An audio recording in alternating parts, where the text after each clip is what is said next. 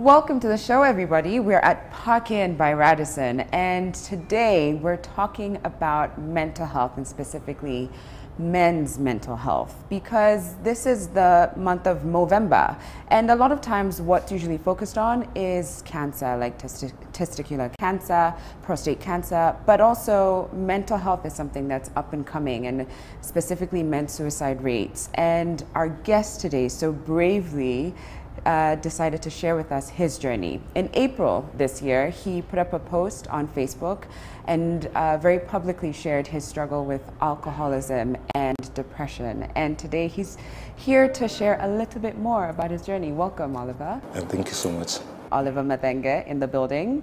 You may recognize him from Twitter. He has, just a couple 100,000 followers. No big deal.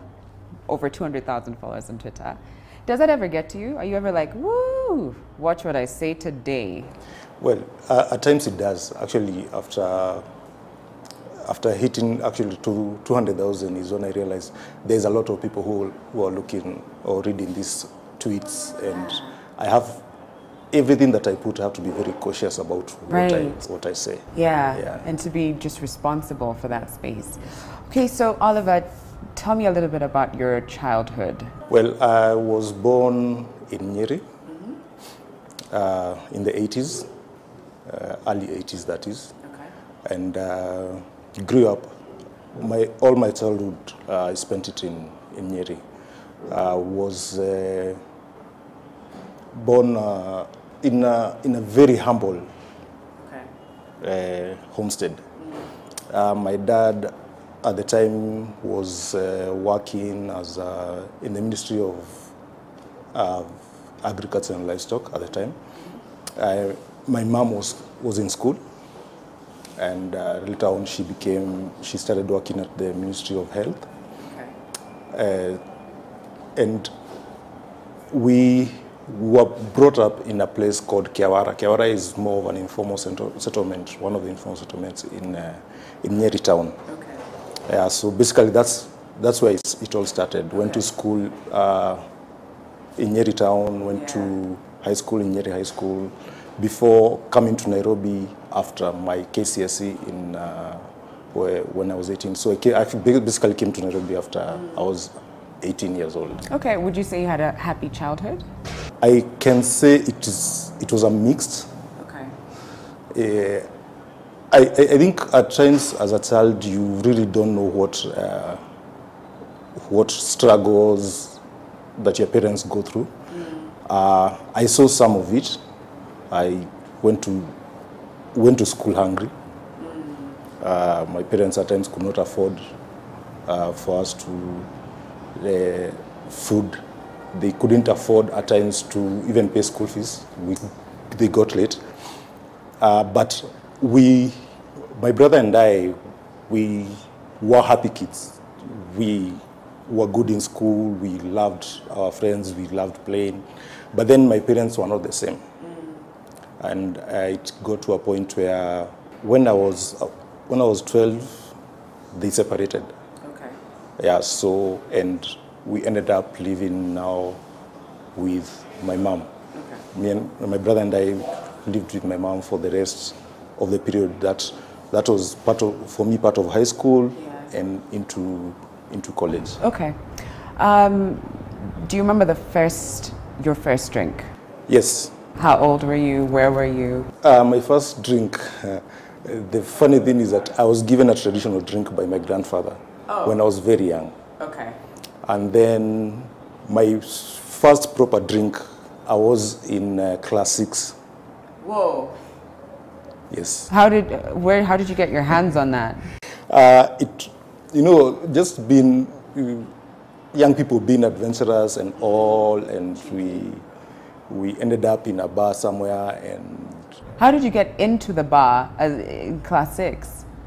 It's the thing is when you grow up in the rural areas, is that you could easily get into a bar and do what you want. As long as you're not caught. So that's what we used to do. And the thing is that my dad was an alcoholic. he used to drink a lot, and we actually, even him offered me alcohol when I was in primary school. Wow. Okay. Yeah. Just this arrogance of you need to be a man, yeah? Right. Taste it and feel how it is, yeah. And so there was that. Okay. Yeah. So, do you remember the moment where it first occurred to you that there might be a problem, and that maybe your intake was a little bit higher than what it started off as, and that it was affecting other aspects of your life? Well, actually, for the rest of my teenagehood, I actually didn't take alcohol. Okay. I then started taking again after my KCSE. Okay. That time, just politely, just a drink, two, when you go to jam session and have 2 beers and all that. Then in campus, I started again, then stopped. Why would you stop? It was not my cup of tea. Oh. Alcohol was not my cup of tea, basically. Yeah. I actually didn't like the taste. Yeah. I didn't like the taste. I didn't like the hangover. But then after campus, now when I started working, that's in 2007. That's when now I got into the kind of relationships that I formed, professional, and also in terms of the people who now I started working with. Yeah. And the friends that I made after now campus. Okay. I got to a point where now drinking was like an after work thing that needed to be done. Every day after Yes. work? Okay. And so it started that way. But sometime last year, in 2017, now that's 10 years of taking alcohol and taking it heavily, I started realizing that I was losing a lot. I was losing my family. I didn't have time for my family. I didn't have time for my wife. I could spend 2 nights in a bar.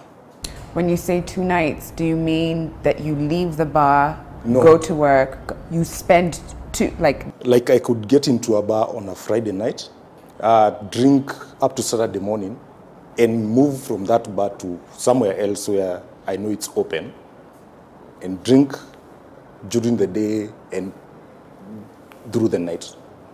Wow, that's 2017. Yes. That's when I started realizing that I have a problem, and I really need to work on it. Right. Yeah. Before that, had anyone around you sort of mentioned, whether your friends, had anyone tried to hold you accountable and ask, hey, Oliver, what's going on? A few friends actually were asking me, why are you doing this? And your response would be? Well, it's my money. It's me. Yeah? It's what I want to do. I'm having fun. All those things. Making excuses for what was happening. Yeah. What people did not realize, and what I didn't realize, is that there were other things that were making me do what I was doing. Yeah. And once I came to the realization that actually, if I'm getting into debt because I have to spend money to buy alcohol, that means that there is a problem. And that's when I realized. And so sometime in mid-2017, I started thinking of how do I deal with this and how do I quit.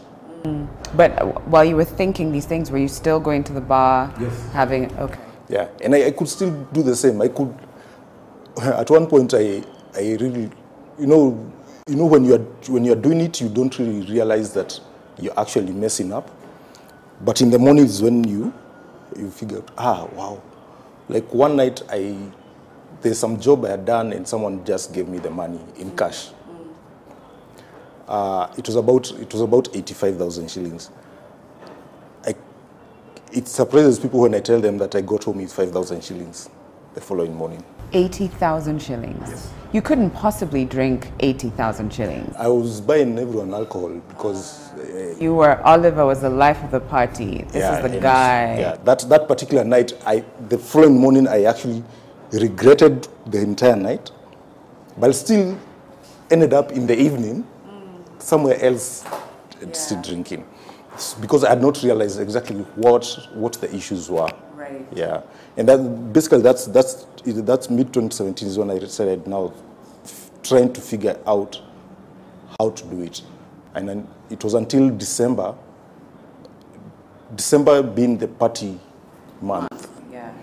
I went out a few times. Then I started in December. My drinking was not as much as I used to do. So you had slowly started to cut off. Actually, I'd like to know, you talk about debt being one of the things that, spilt over as a result of alcohol. Was there any other way that it affected your life? And I'm particularly curious about work. How was that?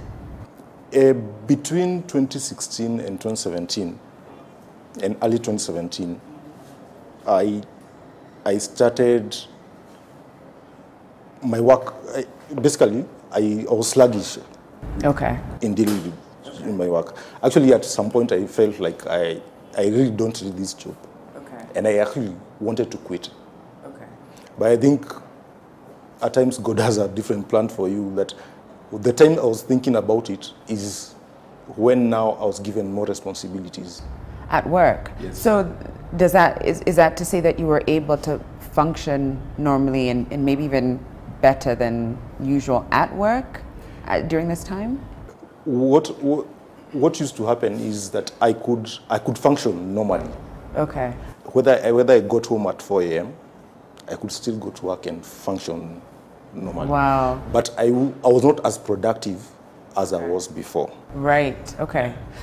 And you still were able to, do well enough to So I was shifted from the desk that I was in, and now made the digital editor. And then now that was in May. Well, I'm still heavily. Wow. Heavily indulging. Drinking. Yeah. So back to December now. It's the month of parties, drinking, but you're starting to slow down. Yes. Can you tell us more about that and your decision to, the 100-day? Yeah. Actually, my slowdown started after I started the new assignment in the office. At some time, after like 3 months or so, I got to a point where I didn't go to work. After the new appointment? Yes. About 3 months down the line, 2 or 3 months down the line, that was actually the first time I had attempted suicide. And that particular day, I didn't go to work. I switched off my phones and everything. I didn't go to work. And so the following day, my seniors sat me down and started asking me what's going on. And that's the first time I actually ever opened up to people about the breakdowns that I was having. Well, it was your bosses, the first Yes. the first people. Yes. Were you open about the fact that you had tried to commit suicide as well? No, I actually left that out. Okay. I felt like I would scare them and scare them off. Yeah. And yeah. But basically now, after that particular point, after I talked with them, is when now I started slowing down until December. Then on this particular night, I was on some club on Gong Road on 28th, actually 27th of December, and I'd had about 3 beers. I was just having fun, relaxing with friends, but I was not drinking as Heavily. as people used to know how I drink. So I actually had that 2 beers. Then after the third one, halfway through, I said, this is my last beer. And I said, if I can survive the next 3 days, I'll start counting 100 days. Now the next 3 days to 1st of January. 2018. Yeah. I said, I will add another 97 days to make 100, and that's how the 100 days came by. Wow. How was that? And did you have any kind of help, or did you just go cold turkey? This is it. I went cold turkey on that. But now, because I knew there were other issues that I needed to deal with, I started seeing someone. Okay. And a therapist. Yes. Yeah. Just to be able to put some of the things in perspective.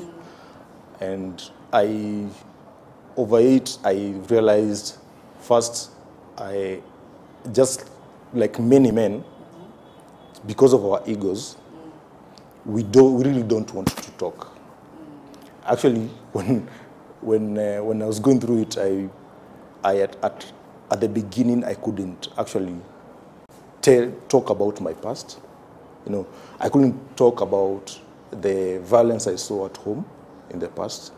I couldn't talk about the things I'd done to hurt other people.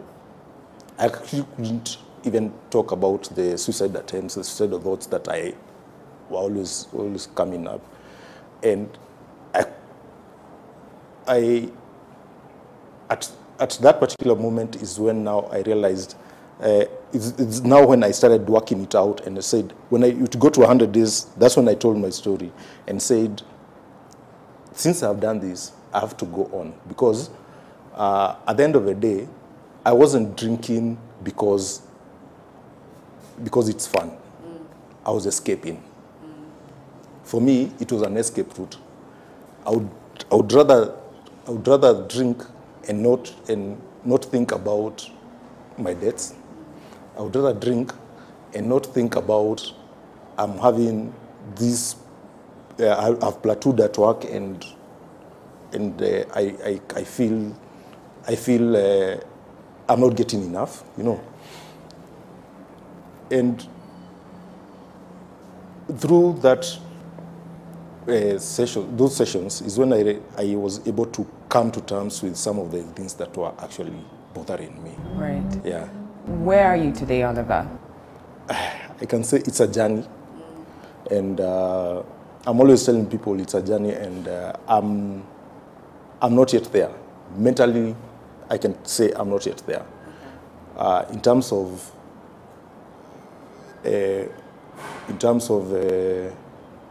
getting suicidal thoughts, they come.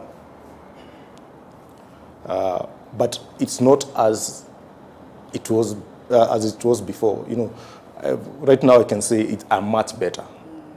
That basically, I'm always telling people I'm much better. I have been able to deal with some of mend the relationships that I had broken, my family, my wife, also some friends who I had, you know, those who had like run away from me because they thought I was taking a path that no one should actually take. Every other day I remind myself that I have a purpose. There's a reason I'm here. There's a reason, like you asked on Twitter, do those 200,000 people follow me? There's a reason. There's a reason why every other day people come to me and they want me to give a talk in a certain school. There's a purpose. There's a purpose, and I can't live that purpose if I don't deal with those issues. And one of the things that people don't realize is that mental health is not this big illusion. It's something that is bothering a lot of people right now. A lot more people than are willing to confess.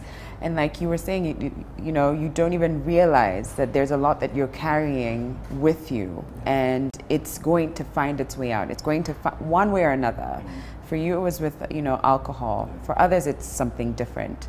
We're gonna have to take a quick break, but when we come back, we'll be with a psychiatrist, Dr. Chitai, who will try and break down even further the kind of stigma around mental health, and specifically in men. We'll be back in a moment.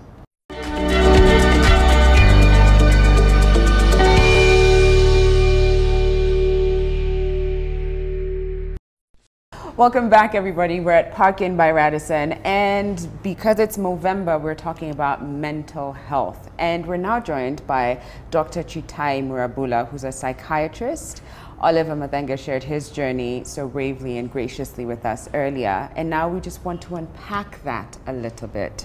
Dr. Chitai, can you explain why men opening up and sharing their feelings is often ridiculed and sort of pushed to the phrase and said, you know, you man up? Like, I think you even said that earlier, Oliver.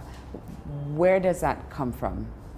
The main reason is the social stigma associated with mental illness. There are many myths and misconceptions about what mental illness is.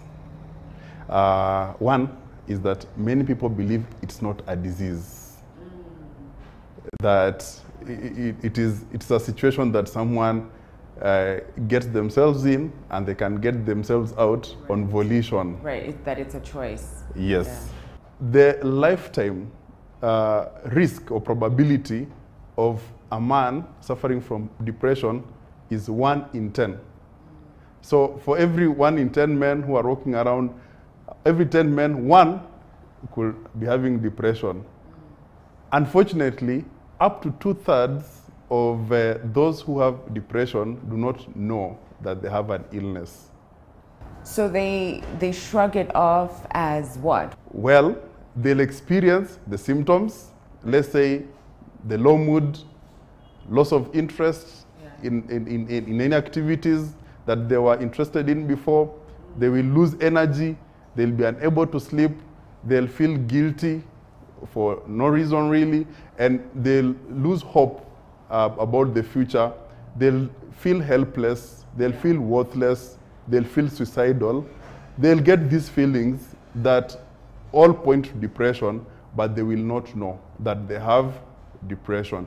And sometimes they'll also experience physical symptoms such as headache, and in most cases they'll show up at outpatient hospitals, you know, with these physical symptoms.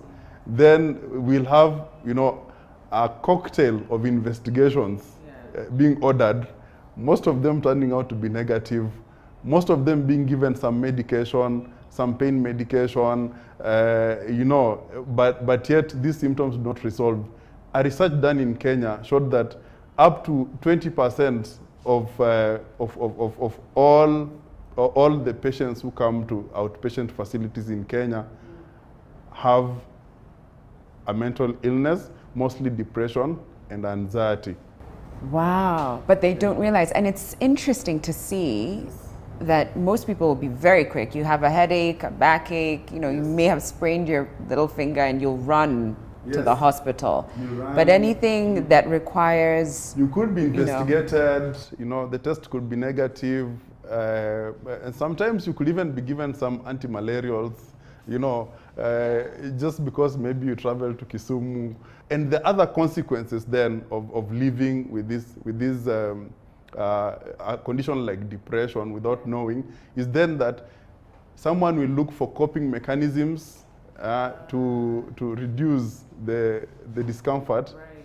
And substance use comes in now, where alcohol can be used to mask the symptoms. Someone will say, okay, when I take alcohol, I feel at least happy, and I can it sleep. Disappears. Or it could even translate into a sex addiction or violence or something like that. Yes, and violence, you know, even we can even talk about violence and say that it's one of the consequences of mental illnesses within the family setting. The Kenya Demographic and Health Survey 2014 showed that there are high rates of intimate partner violence, domestic violence, emotional, physical, and sexual violence, often goes unreported. Men are victims. Nairobi, Nyanza, and Western provinces are leading where men are victims of intimate partner violence. And substance use, for example, is associated where either partner uses a substance, the rate will be higher.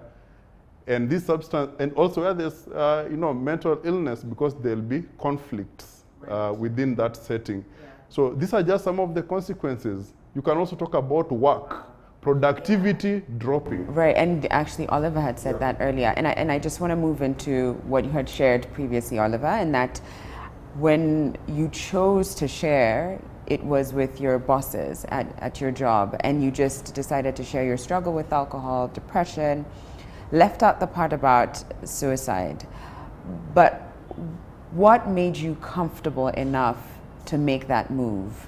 And had you been living with that stigma that the doctor had just shared that most people have? Yeah, actually most of the times, and I want to agree with Dr. here, is most of the time is that we end up, even our social settings are so discouraging to you even coming out, because your friends will see you drinking. Uni stress ya bibi na msumbua, uni stress ya kazi, you know such things, such comments that just make you not want to share out. But I think one of the things is that when I started talking out, when I talked to my bosses that day and told them what had happened, I actually hadn't meant to say it, but I was thinking, these people are the people who I actually spend most of my time with every other week, because I spend most of the time in the office. Yeah. So these are the people probably I should tell first about what is going on, or just let me just tell them what is going on, and let's see from there how I can work it out. And so they encouraged me to work out things, whatever things, issues that I feel are the ones that are draining me to that level. Let me just work them out, and that's what I went and now started doing. Okay. Yeah. And what was their response in that moment? I'm sure as you're sitting there, and then these words are coming out, and you're like, you just said you hadn't prepared to do that. Were you? How did they receive that? They were shocked about it, and but they were very understanding, and that's something I love about my workplace, is that people are very understanding and want to know more. They don't want to judge you before they understand, and so they encourage me to actually talk. Yeah. Dr. Harry, let's talk about the culture of drinking. We've talked about substance abuse, and that comes in different forms, drugs, the whole shebang. But I want to specifically touch on alcohol, which for some reason, I think it's so normalized in our society that, after work, drinks is a normal thing on a day-to-day basis. What is it about our society that is so embracing of a culture that even as you're seeing someone unravel, you're not saying anything and you just shrug it off? And how can we undo that or unlearn those things? Alcohol, historically, has many uses within society. It's used as a social lubricant, to make people interact better. It's used in celebrations, in weddings, in birthdays. It is part and parcel of that culture. In achievements, people use alcohol, and therefore it is seen as a normal part of society. And that's why people find it difficult to understand that there are certain people who will react differently to alcohol, or their bodies react differently to alcohol, and that leads them to what we can call dependence on the alcohol. So that not everyone who takes alcohol will become dependent, but some will become dependent, and for them it will be like a disease, where they'll be able, they unfortunately do experience certain things. For example, there's something called tolerance, where they have to continue increasing the amount of alcohol because what they used to take previously cannot give them the same effect. Buzz. that Did they you used to feel. find? Yeah. Did you find that was true for you, Oliver? Yeah, That- and just to add on to what Dr. is saying, we have normalized alcohol so much that whenever we are in pain, we run to alcohol. Like for instance, if today I lost someone in my family, people, the first thing that my friends and I would want to do is let's go drown it. You know. Your team loses. Yeah. You know, Yeah. sports. Yeah. And that's basically the problem, that we have made alcohol the painkiller. Yes. Right. Yeah, we've made it the painkiller. So, if I am stressed and I think that I need to deal with my stress, the first thing that comes to my head is alcohol, and I think that is what has made it so dangerous, that you now become so dependent on it. Personally, I started graduating from from beers to whiskeys. I could take a bottle of whiskey alone. Wow. Wow. I could, even in the house, I could take a bottle of whiskey and finish it alone, and still probably even walk out of that house and go somewhere else and go for another drink. Okay. I see. And you see, that brings up a very important point about amount of alcohol. Is there an amount of alcohol we can say is safe? For example, a bottle of whiskey, is it too low? Is it moderate drinking, or is it dangerous drinking? Right. So for us to be able to understand, because alcohol has been studied extensively, guidelines were established whereby there is what we call safer levels of drinking, or what you can call reasonable drinking. And that basically means that someone uses not for a man not more than 21 units of alcohol in a week, and for a lady not more than 14 units in a week. Now, it's also important to understand what is a unit. That's what I was going to ask. Like 21 shots, 21 glasses, A small glass of wine, that is 1 unit, Okay.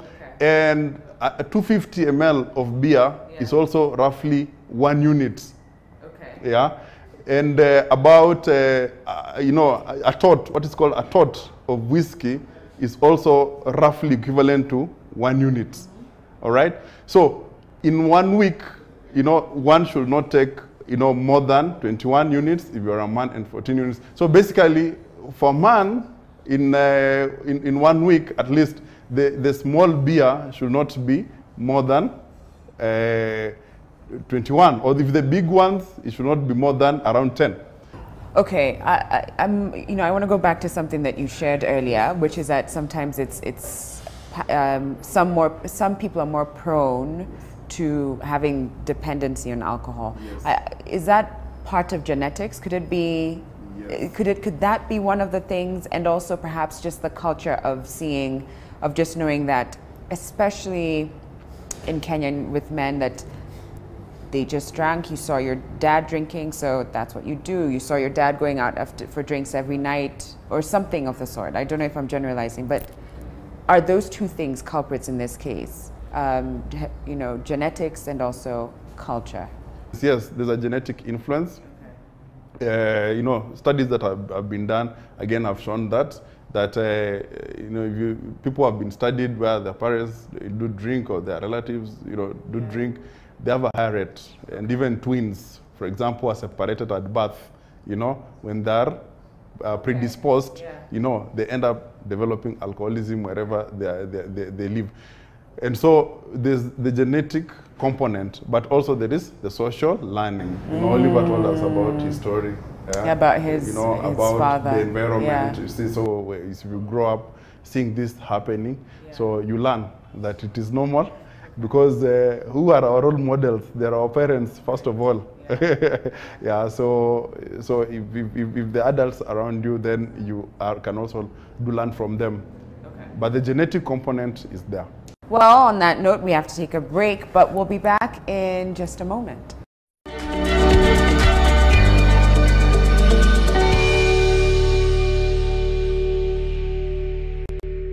Welcome back, ladies and gents. I'm with Dr. Chitai and Oliver, and we've been talking about mental health, mental illness, depression, substance abuse in the spirit of Movember, and having these conversations be at the forefront. And I just want to start this last part off with a quick fact for you, and that is in 2017, 421 suicides were reported, and only 91 were women. That's in Kenya. What's ironic is that earlier you were talking about depression being more common in women than it is in men, and yet majority of the suicides reported in 2017 were with men. Why is that? Why do you think men are more prone to committing suicide? Men also tend to be more aggressive, and we have to understand that suicide by nature is itself a form of aggression towards an enemy, probably in the society. It's usually a protest against something about what the individual has seen in the society.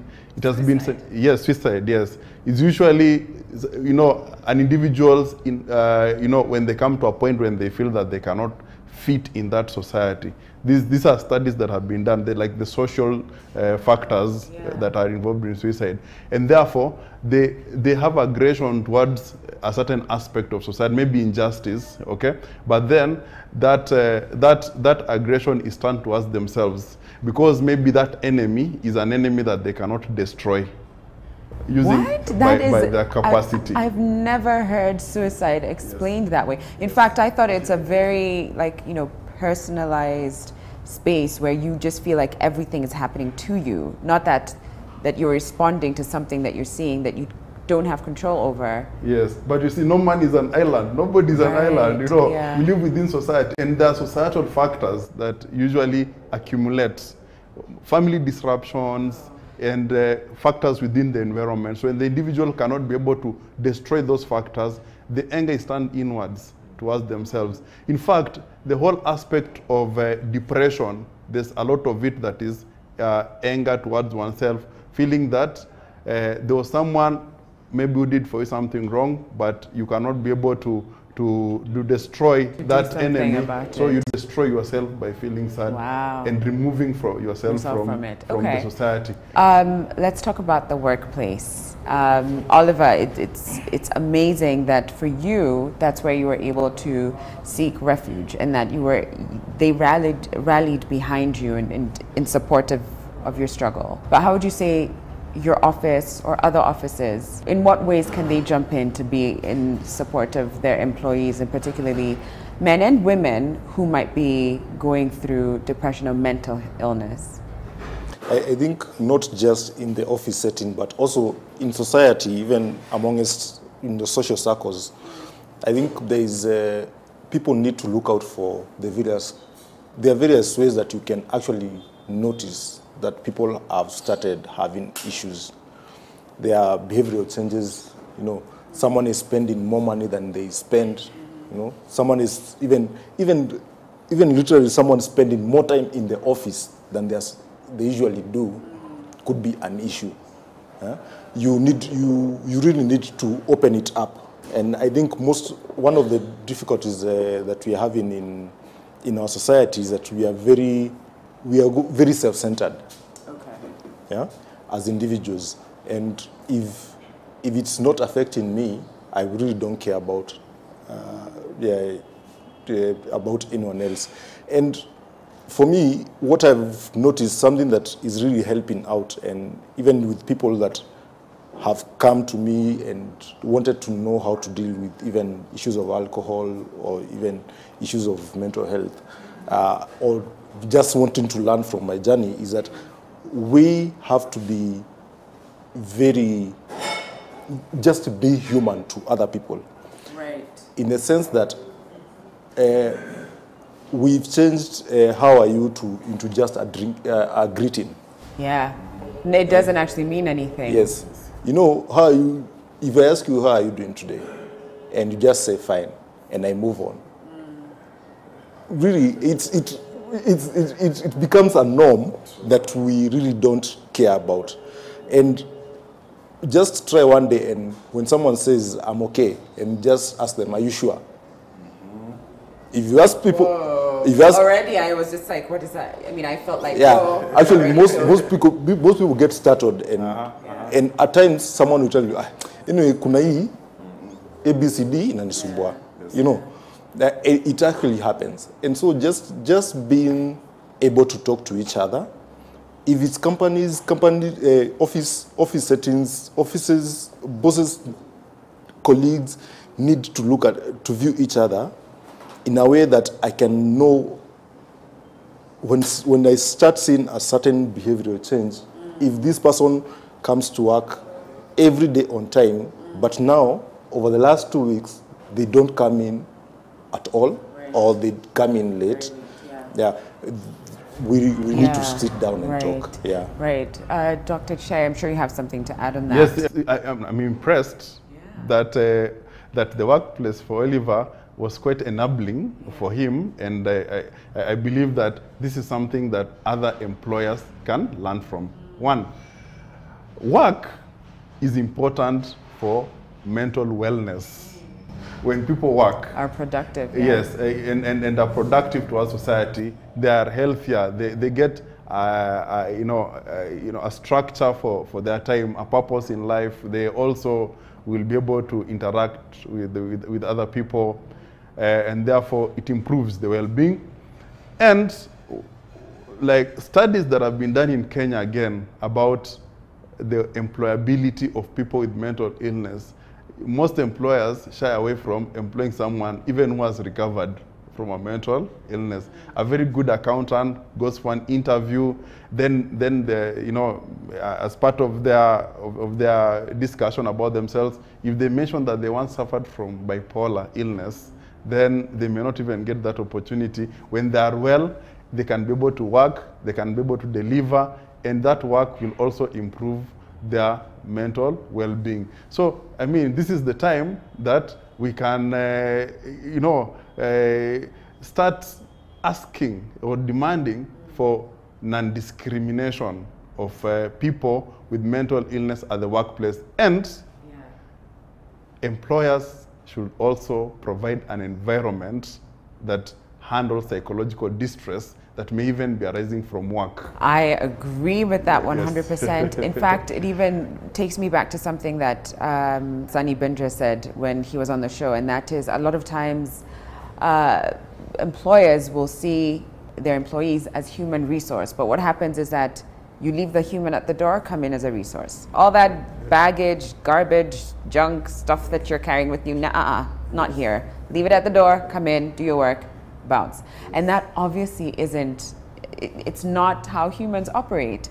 Oliver, I'm curious to know, in this journey that you went through, where did you draw your strength from? What propped you up? I think one of the things I realized is that it has to come from me. It has to be very self-determined, because that's the first step. Because the first step, even before you are able to talk to someone, is that you internally, you have to decide as an individual. And so I drew a lot of strength from me, from myself. But I also happened to, happen to have a very loving family. Yeah? From my wife to my parents, to my in-laws. And all of them came, told me, we support you in whatever you're doing. And so that actually drove me further.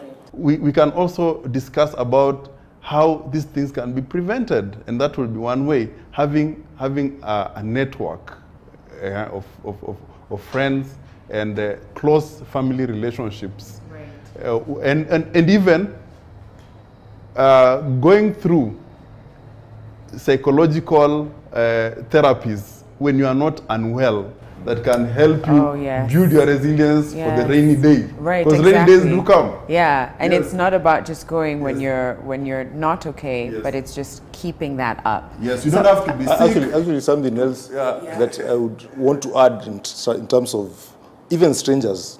Don't dismiss strangers and think that there are some strangers who will come to you You see, for instance, most of my followers on Twitter are strangers. Most of my followers on Instagram are There's strangers. 200,000 plus. But a lot of them, when I shared my stories, some of them came and, encouraged me, came to my inbox and telling me they have gone through the same, and this is what they have done. And that gives you a lot of strength, knowing that you are not alone. Right, because it's in that moment you start to think, my world is crashing, no one else understands, I'm doomed to this fate. Yes. But when you come out of that and you look around and you see, wait a second, there's others who are struggling, there's others who are there to pick me up. Yes. Wow. Yeah. Thank you. Thank you so much, Oliver, for graciously sharing with us your journey, which you were so open about, and even saying that it's an ongoing journey. Thank you. Thank you so much. And thank you so much, Dr. Chitai. Wow. So, well then, there you go. There's so much to say about this conversation, and we'd love to continue with it, continue having it with you online. So make sure to follow us. That's Living With S on Instagram, Facebook, and Twitter. Also, follow at Oliver Madenge. At Oliver Madenge. All social media. On all social media. And join the group, join the team. At Dr._Chitai. There we go, Dr._Chitai. Let's all just have this conversation, so that the idea that men don't have feelings, that men need to be strong and resilient and cannot have any kind of fault lines within them, let's throw that. That's so 2017. That's old news. That's not the world that we live in today, and that's not how we should be conducting ourselves. So let's show up for each other, for our brothers, for our fathers, for the men in our lives. Thank you so much for watching. Thank you to Park Inn by Radisson. And now I'm going to leave you with Travel Tuesday in Calgary, Canada. 10 p.m. to 7 a.m. is quiet hours by the law. Any excessive, unreasonable, and unneeded form of noise is prohibited by the laws, be it shouting, screaming, loud music, whistling, etc. If a neighbor or tenant happen to be making noise, one is allowed to call the police. I mean, I think we have some laws here that are similar to that, but I don't know if people are really observing these laws. But hey, lucky you guys in Calgary, Canada, who are getting a well-rested night's sleep. Thank you for watching, everybody. We'll be back tomorrow, 8 a.m. You know the drill. We'll see you then, okay? Right? Tomorrow, 8 a.m. Bye.